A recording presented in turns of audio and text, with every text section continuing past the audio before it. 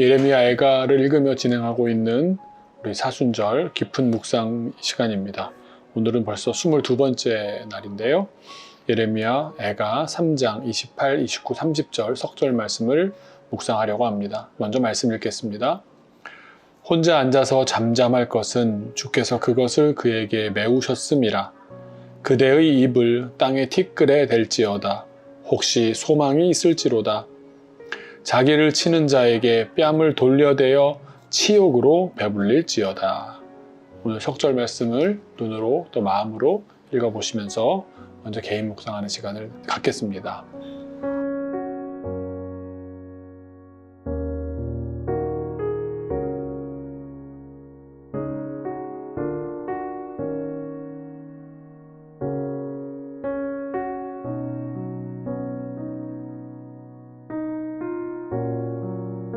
우리 앞선 3절에서 하나님을 향한 기다림이 좋고 선한 것이다, 토부하다 그렇게 말했던 시인은 이제 어떤 하나의 행위를 할 것을 명령합니다. 일단 멍해가 있기 때문에 앉아서 잠잠할 수밖에 없습니다. 자신이 옳다고 자신의 생각이 맞다고 생각했던 그런 날뛰던 모습을 이제는 멈춰야 합니다. 그리고 시인은 자신의 입에 티끌 혹은 먼지를 대라고 말합니다. 그리고 그것이 어쩌면 소망이 될 수도 있다고 설명합니다. 이게 어떤 의미일까요? 아무리 생각해봐도 이런 행동을 한다고 해서 무슨 의미가 있을까 그런 생각이 듭니다. 그리고 또 왜 지금 고난을 겪는 사람들에게 이런 말을 했을까요? 이런 행동이 그들에게 왜 소망을 줄 수 있었던 걸까요? 시인은 지금 자신과 민족이 고난을 받고 있는 이유를 정확하게 알고 있습니다. 그것은 하나님의 명령에 순종하지 않았기 때문이며 그것은 우상 숭배와 깊은 관련이 있습니다. 이스라엘이 우상을 숭배한 것은 이유가 있습니다. 그것은 인간 자신이 피조물에 불과한 존재라는 사실을 잊어버렸기 때문입니다. 자신이 피조물임을 잊어버린 인간은 당연히 신과 같이 되려고 애씁니다. 하나님의 자리에 자신이 올라서고자 합니다. 선과 악을 하나님이 아니라 내가 자신이 판단하려고 합니다. 그리고 인간이 만든 피조물인 우상을 숭배하며 자신이 원하는 바를 이루기 위한 합리화의 수단으로 삼습니다. 자신의 존재가 무엇인지를 망각한 인간의 행동은 상당히 위험합니다. 그런데 시인은 이것을 정확히 알고 있었습니다.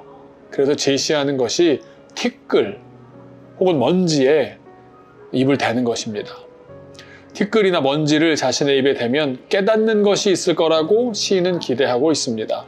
왜냐하면 이 티끌은, 이 먼지는 인간을 만들었던 가장 작은 단위의 물질이기 때문입니다.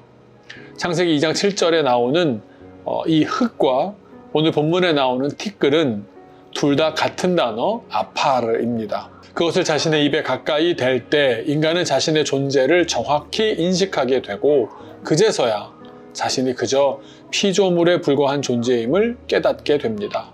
그리고 동시에 하나님은 우리의 창조주이심을 다시금 인식하게 될 것입니다.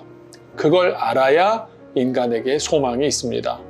이것 외에는 방법이 없습니다. 그런데 시인은 이 중요한 표현 앞에 또 혹시라는 단어를 붙입니다. 이 단어는 요나서에서도 등장하지만 궁극적인 결정은 내가 이렇게 하니까 이렇게 될 것이다 라고 결정주의적으로 말하는 것이 아니라 혹시 하나님께서 이렇게 하실 수 있지 않겠느냐, 하나님의 자유에 또한 맡겨드리는 그런 말입니다.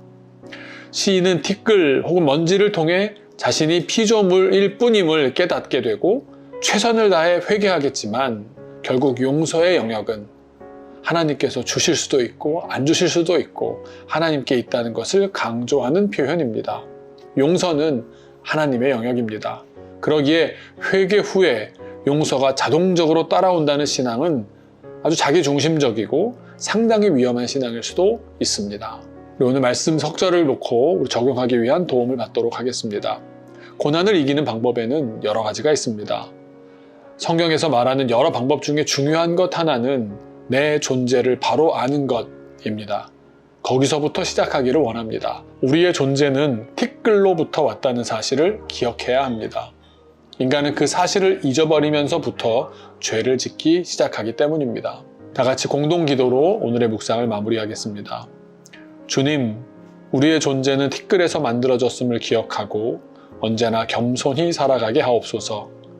하나님과 같이 되려는 욕망, 선과 악의 판단을 나 스스로 내리려는 교만, 하나님의 통제를 벗어나 사는 것이 옳다고 생각하는 착각을 다 버리게 하옵소서. 창조주 하나님 앞에서 피조물로 살아가는 것이 은혜로운 것임을 깨닫게 하옵소서. 예수님의 이름으로 기도하옵나이다. 아멘.